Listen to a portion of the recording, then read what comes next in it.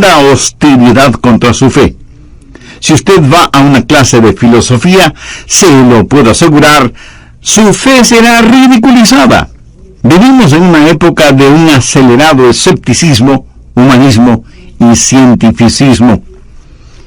A todos nosotros que creemos en Dios, se nos hace aparecer como un montón de tontos que no tenemos ninguna razón para creer como creemos y en lo que creemos. Nos tienen como faltos de educación y por lo tanto no somos merecedores de que piensen honesta y dignamente acerca de nosotros. Bueno, ¿cómo responder a esta clase de escepticismo en estos días en los cuales vivimos? Gracias a Dios, la Biblia nos dice cómo.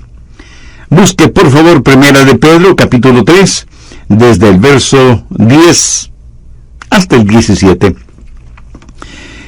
Porque el que quiere amar la vida y ver días buenos, refrene su lengua del mal y sus labios no hablen engaño. Apártese del mal y haga el bien. Busque la paz y sígala. Porque los ojos del Señor están sobre los justos y sus oídos atentos a sus oraciones, porque el rostro del Señor está contra aquellos que hacen el mal. ¿Y quién es aquel que os podrá hacer daño si vosotros seguís el bien? Mas también si alguna cosa padecéis por causa de la justicia, bienaventurados sois. Por tanto, no os amedrentéis por temor de ellos, ni os conturbéis, sino santificad a Dios, el Señor, en vuestros corazones, y estad siempre preparados para presentar defensa con mansedumbre y reverencia ante todo el que os demande razón de la esperanza que hay en vosotros, teniendo buena conciencia, para que en lo que murmuran de vosotros como de malhechores, sean avergonzados los que calumnian vuestra buena conducta en Cristo. Porque mejor es que padezcáis haciendo el bien, si la voluntad de Dios así lo quiere, que haciendo el mal. Frecuentemente se nos dice que hay que mantener la fe, pero en un estricto sentido, no solo que debemos guardar la fe, sino que debemos compartirla. Y yo estimo que si usted no tiene el deseo de compartirla es porque seguramente no posee una fe verdadera. Cualquier hombre o mujer nacidos del Espíritu de Dios deben tener el innato deseo de compartir su fe con otros. Es cierto, usted podrá ser ridiculizado, pero antes de profundizar en el corazón de este mensaje, déjeme decirle dos cosas que deben ser verdad antes de que usted esté listo a compartir su fe con otros. Primero, usted debe ser genuino. Mire el verso 13. ¿Y quién es aquel que os podrá hacer daño si vosotros seguís el bien? La palabra seguís describe a un seguidor que de todo corazón y con un amor abrasador, compasivo y abundante, ama a Dios. Su fe debe ser total y debe ser una fe carente de temor. Por eso la frase, ¿y quién es aquel que os podrá hacer daño? Ahora note el contenido del verso 14. Mas también si alguna cosa padecéis por causa de la justicia, bienaventurados sois. Por tanto, no os amedrentéis por temor de ellos, ni os conturbéis. No deje que nadie le intimide porque usted es un creyente. Según este verso, ellos le pueden causar dolor, pero no le pueden hacer daño. Y un poco de dolor hasta puede ser beneficioso.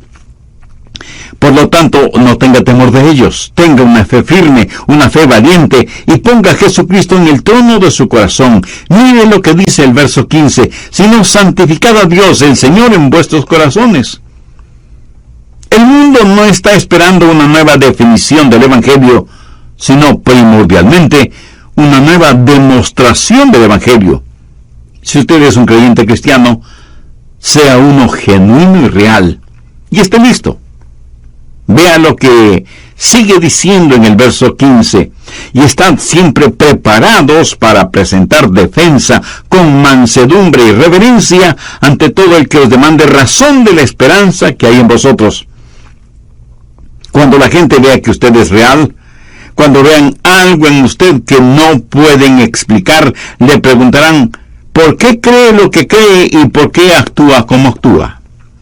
A los apóstoles Pablo y Silas los metieron a lo más profundo de un calabozo en la cárcel por predicar el Evangelio de nuestro Señor Jesucristo. Y a la medianoche ellos estaban cantando alabanzas a Dios. Y Dios envió un terremoto que sacudió la prisión, y las cadenas y todos los prisioneros cayeron al suelo. Y el carcelero vino y preguntó a Pablo y a Silas: Señores, ¿qué debo hacer para ser salvo? O sea, él vio la realidad de la fe de Pablo y Silas y comenzó a hacer preguntas. Ahora, yo le quiero hacer una pregunta a usted. ¿Cuándo fue la última vez que alguien le preguntó acerca de su fe? Porque vieron algo en usted que no puede ser explicado de ninguna otra manera. ¿Cuándo fue la última vez que alguien vino a su oficina o a su negocio o a su salón de clases o a su casa o en el club social y le dijo: hay algo en ti que no entiendo, algo acerca de ti es diferente, ¿podrías decirme qué es? Conteste esa pregunta en su corazón. El verso 15 dice que usted debe estar listo para dar respuesta a todo aquel que le pregunte acerca de la esperanza que está en usted. ¿Está usted listo o lista para eso? ¿Sabe cómo responder a un escéptico? Quiero compartir con usted 4 ideas básicas al respecto y oro para que el Espíritu Santo las grabe en su corazón y en su mente. 4 cosas que le ayudarán en esta época de escepticismo, cuando la gente quiere saber qué es lo que le motiva internamente, qué es lo que le hace diferente, cuál es la razón para la esperanza que tiene. Primero, anticípese a la necedad de los necios. Algunos escépticos son necios. Ahora, no todos los escépticos son necios, pero algunos sí lo son. Cuando digo necios, no me estoy refiriendo a su capacidad mental. La Biblia, cuando utiliza esa palabra, no se refiere a alguien mentalmente deficiente.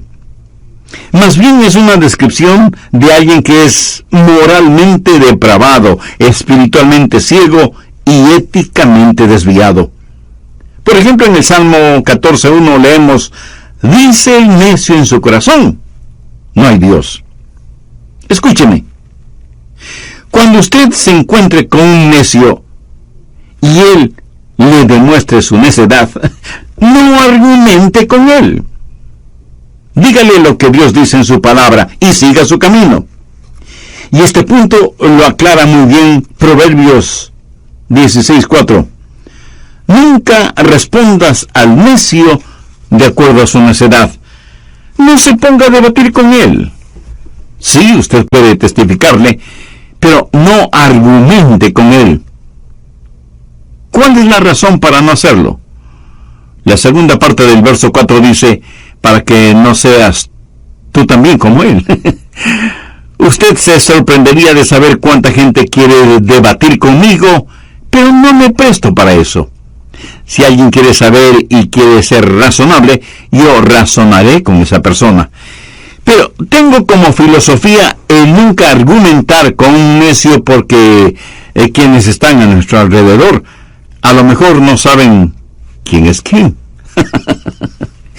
Así que nunca respondas al necio de acuerdo a su necedad, para que no seas tú también como él. El Señor Jesucristo prácticamente dijo la misma cosa, pero con palabras más duras. No deis lo santo a los perros, ni echéis vuestras perlas delante de los cerdos, no sea que las pisoteen y se vuelvan y os despedacen. Y en Mateo 10, los versos 14-15, cuando Jesús envió a sus discípulos para que testificaran, les dijo: y si alguno no os recibiere, ni oyere vuestras palabras, salid de aquella casa o ciudad, y sacudid el polvo de vuestros pies. De cierto os digo que en el día del juicio será más tolerable el castigo para la tierra de Sodoma y de Gomorra que para aquella ciudad. Así que no se rompa la cabeza ni gaste su tiempo y energía argumentando con una persona que es moralmente degenerada y que tiene gran hostilidad contra la verdad y que no tiene ningún interés en aprender. La Biblia habla de esta clase de personas. Veamos 1 de Pedro 3:16. Teniendo buena conciencia para que en lo que murmuran de vosotros como malhechores sean avergonzados los que calumnian vuestra buena conducta en Cristo. Es como si Dios dijera: esta es la clase de personas con las cuales no podrás llegar a hacer nada. Escuché de un hombre que le gustaba argumentar y que se acercó a un pastor y le dijo: pastor, yo nunca he visto un milagro, nunca he recibido una revelación, Dios nunca me ha hablado. ¿Qué sugiere usted que deba hacer? Y el pastor le dijo: bueno, le daré un experimento. La próxima vez que llueva torrencialmente, salga y párese en medio de la lluvia, mire hacia el cielo de donde cae la lluvia, y le prometo que recibirá una revelación. El hombre decidió que haría lo que el pastor le dijo, y cuando llovió torrencialmente, salió y miró hacia el cielo de donde caía la lluvia.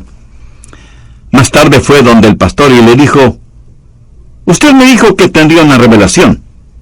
Llovió, yo miré hacia el cielo, la lluvia corría por mi rostro y me empapó por dentro y por fuera de la ropa. Me sentí como un verdadero tonto. Y el pastor, sonriendo, le dijo: ¿no fue esa una verdadera revelación para usted? No debemos contestar a los necios de acuerdo a su necedad. Segundo, conozca los límites de la lógica. Verá, la lógica solo le puede llevar hasta cierto punto. Ahora, no hay nada malo en la lógica. De hecho, es una herramienta muy útil. Y cuando la Biblia dice que debemos estar preparados para dar una respuesta, la palabra utilizada para respuesta es la palabra raíz de apología, que significa tanto defensa como también exaltación. De ninguna manera significa dar o pedir disculpas. Significa razonar una respuesta, como sucede en los estrados de justicia. Dar, brindar, presentar una respuesta lógica, o sea, una respuesta que no deja ninguna sombra de duda.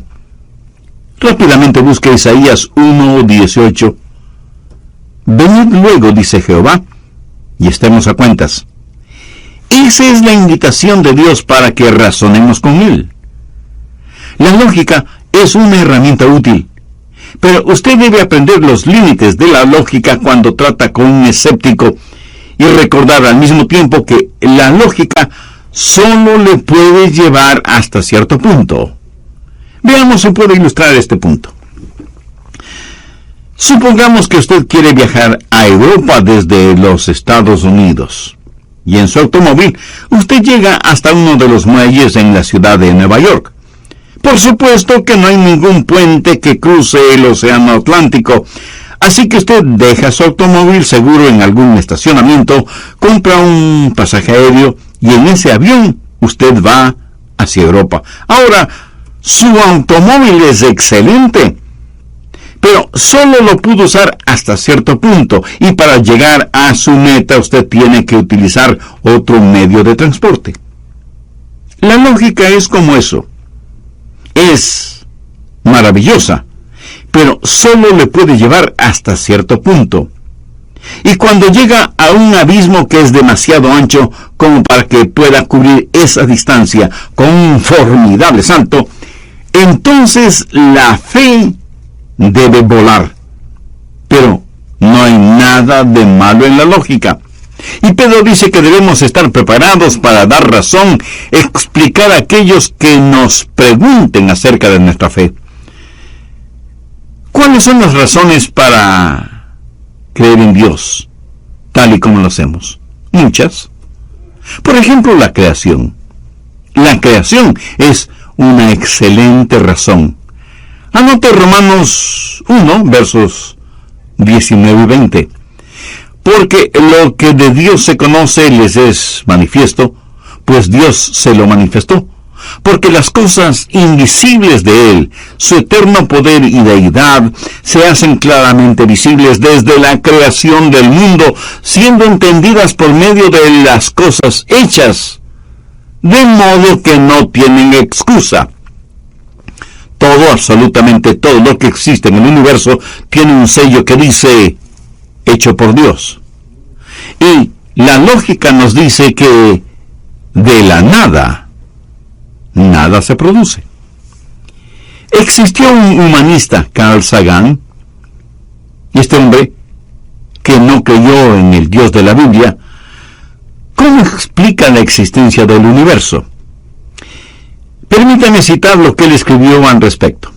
Dice, el cosmos es todo lo que es, o lo que fue, o lo que será. O sea, él creyó que todo simplemente sucedió, que nunca tuvo un comienzo. Y sin embargo, otros científicos dicen que es absolutamente razonable el decir que todo tuvo un comienzo. Y añaden que en alguna parte hubo una increíble cantidad de energía que fue liberada. Y a esto lo llaman la gran explosión. Y estudian el universo y dicen que todo en el universo está deteriorándose, de acuerdo a la segunda ley de termodinámica. O sea que toda la energía en nuestro sistema se está acabando, como que la cuerda se le está terminando. Pero entonces esto quiere decir que tuvo un comienzo. Y aún el notable Carl Sagan se equivocó cuando dijo que todo lo que existe simplemente sucedió. Roberto Castro fue el fundador y director del Instituto de Estudios Espaciales de la NASA. Este hombre realmente sabía de lo que hablaba. Y él dijo, debe existir una explicación lógica para el explosivo nacimiento del universo. Y si existe, la ciencia no puede encontrar cuál es esa explicación. Las investigaciones científicas del pasado terminan en el momento de la creación. Los científicos evolucionistas parece que no saben qué estudiar o por qué estudiar. ¿Está tomando notas de este estudio bíblico? Pues le felicito. Voy a detenerme en este punto para continuar estudiando este tema en el próximo programa. Ahora, el hecho de que haya estado hablando de algo relacionado con la ciencia, de ninguna manera me hace perder de vista las necesidades espirituales de los seres humanos.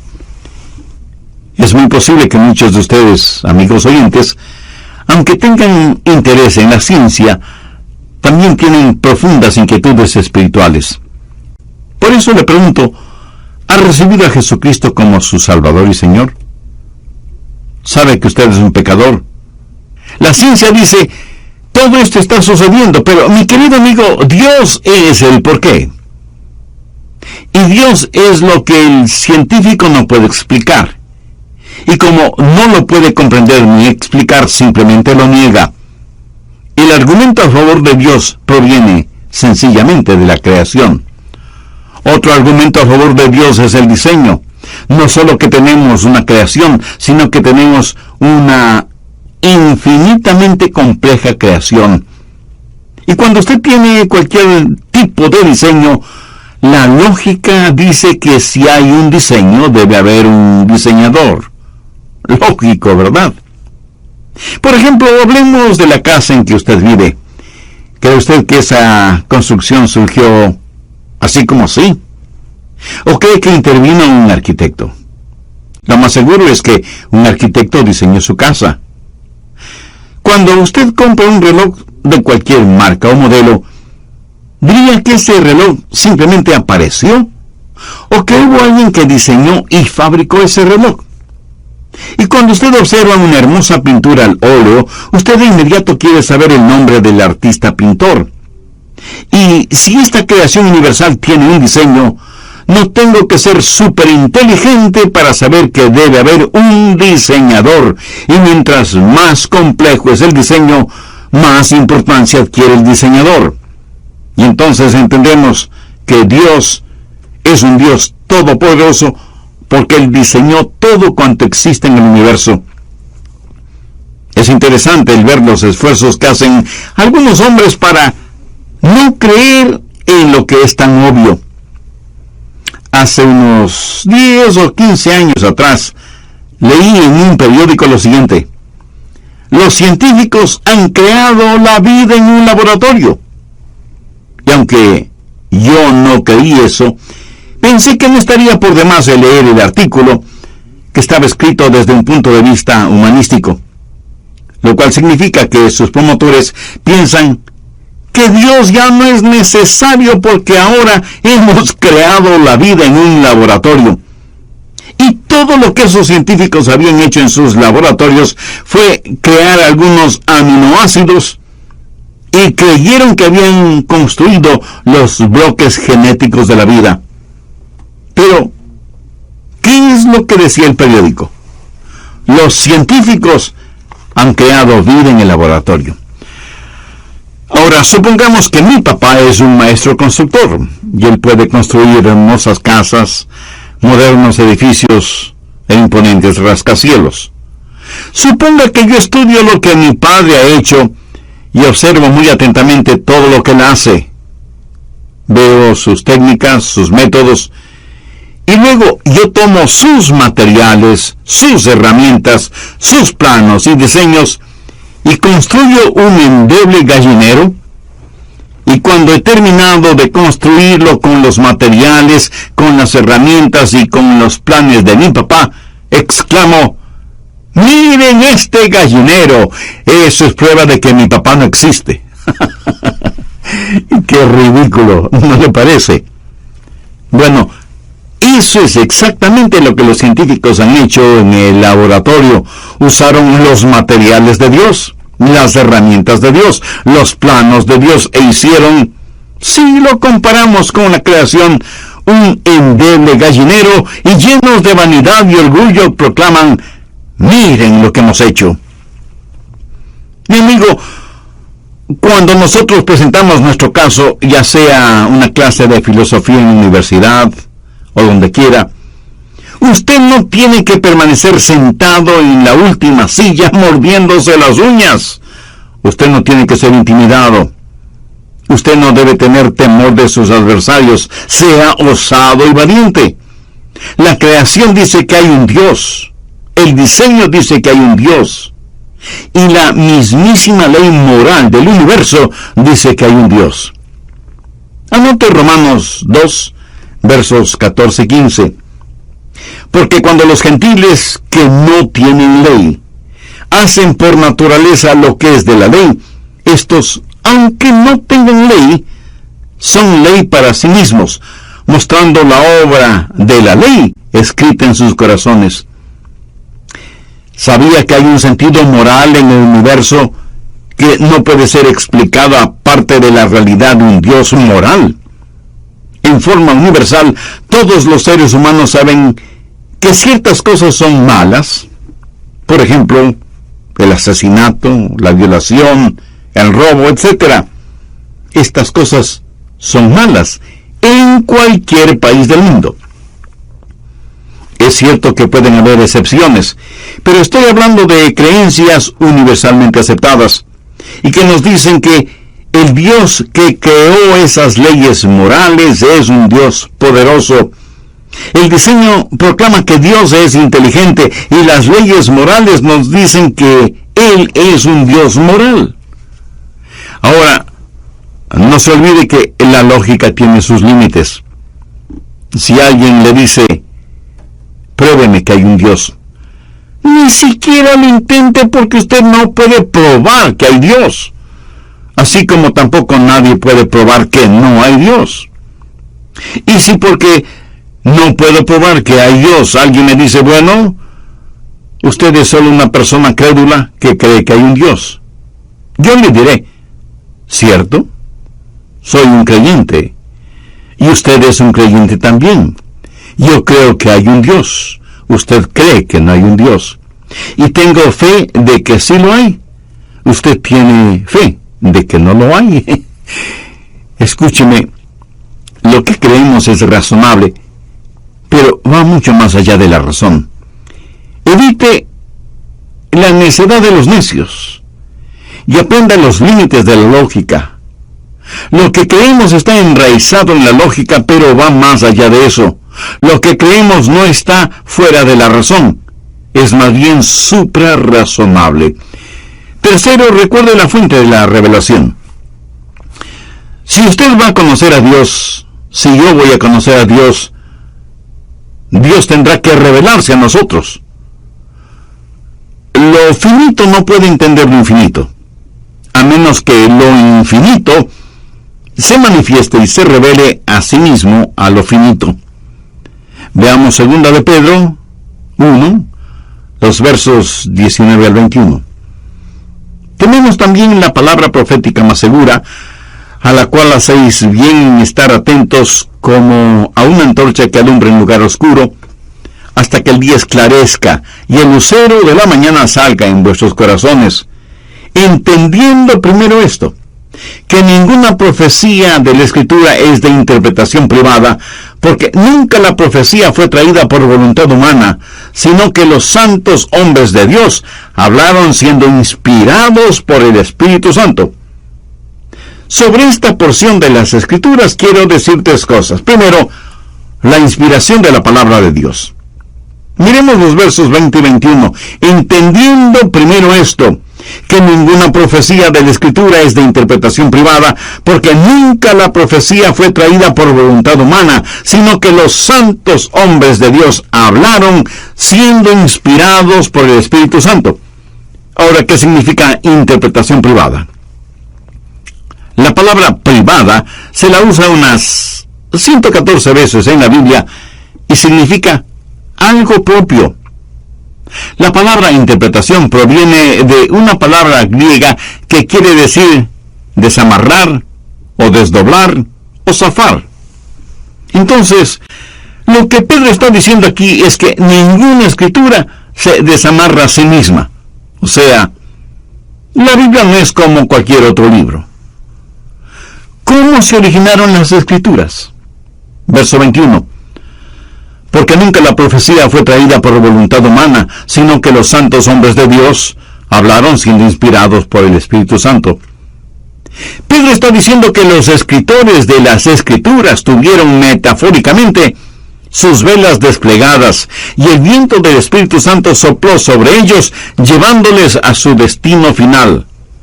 Esto es lo que llamamos la inspiración de las Escrituras.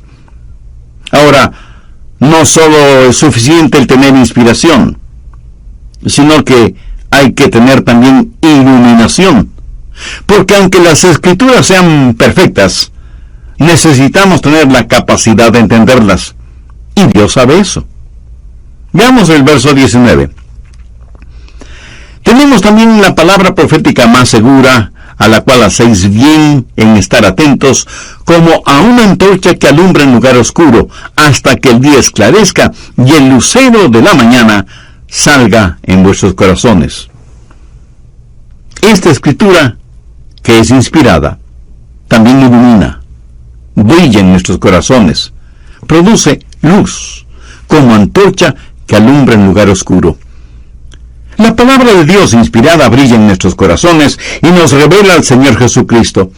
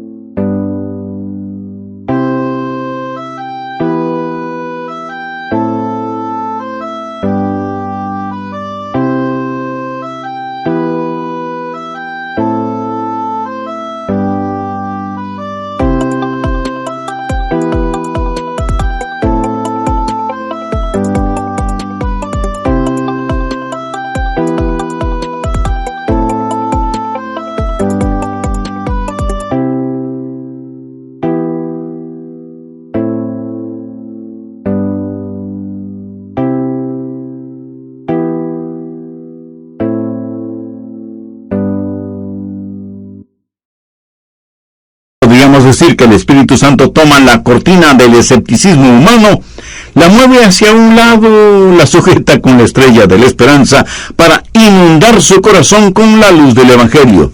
Tenemos la inspiración de la palabra de Dios y la iluminación de la palabra de Dios. Y luego tenemos la confirmación de la palabra de Dios. El verso 19 comienza diciendo: tenemos también la palabra profética más segura. ¿Más segura en relación a qué? Simón Pedro había estado hablando de lo que él vio en el monte de la transfiguración. Y lo que el apóstol está diciendo es: tengo algo mucho más seguro de lo que vi y de lo que oí. Es la palabra de Dios. El poder confirmador de la palabra de Dios. Amigo, usted no cree porque ha visto milagros, ni porque ha tenido experiencias espirituales, ni porque alguien le ha probado algo. Dios mismo se ha revelado en su palabra. Y eso es lo que necesita decirle a una persona escéptica, que la Biblia es la palabra de Dios. Hay la inspiración de la palabra de Dios, la iluminación de la palabra de Dios y la confirmación de la palabra de Dios. Así que cuando esté frente a un escéptico, no se olvide que hay poder en la palabra de Dios. Y usted me dice: pero pastor, él no cree en la Biblia. Bien. Supongamos que un ladrón entra en su casa una noche y usted tiene un revólver y le apunta. Y el ladrón le dice: no creo que ese revólver sea de verdad. ¿Qué es lo que usted haría? Dispara. Sí, tiene que hacerlo. ¿Qué si lo que usted tiene es una espada? Y el ladrón le dice: no creo que sea una verdadera espada. Eso no le detendrá a usted para que la use, ¿verdad? Lo que trato de decir es que la Biblia tiene poder, sea que alguien crea en ella o no. Usted debe usar la palabra de Dios. Yo he visto a muchos escépticos quebrantados por la palabra de Dios.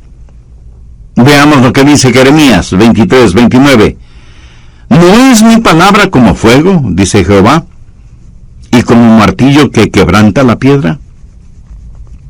La palabra de Dios es como una espada de dos filos, o corta para salvación, o corta para condenación. Así que tenga cuidado de cómo maneja esa bendita espada, porque, como lo dijo Pablo, es a estos ciertamente olor de muerte para muerte, y a aquellos olor de vida para vida. Entonces, evite la necedad de los necios. Aprenda los límites de la lógica y no se olvide de los recursos de la revelación. Y cuando esté hablando con alguien, recuerde que Dios le ha dado su palabra, que es poderosa y más cortante que espada de dos filos. El que alguien diga que no cree en la Biblia, esa declaración no le quita ningún poder a la palabra de Dios. Así como el que alguien no cree en Dios, de ninguna manera hace que Dios sea menos real de lo que es. Cuarto, fortifique la fuerza de la fe. Primera de Pedro 3:15. Si no, santificad a Dios el Señor en vuestros corazones, y estad siempre preparados para presentar defensa con mansedumbre y reverencia ante todo el que os demande razón de la esperanza que hay en vosotros. Permítanme citar una vez más las palabras del Dr. Vance Havner. Un cristiano con un testimonio resplandeciente vale más que una biblioteca llena de argumentos. La esperanza que está en nosotros. Fortifique su fe. Recuerdo que una vez, para la comida del Día de Acción de Gracias, mi esposa preparó una riquísima torta de calabazas, usando calabazas naturales.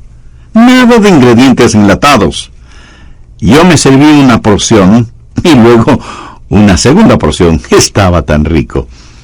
Ahora, suponga que alguien hubiera venido a mí y me hubiera dicho: Adrián, yo no creo en las calabazas, mucho menos en las tortas de calabazas.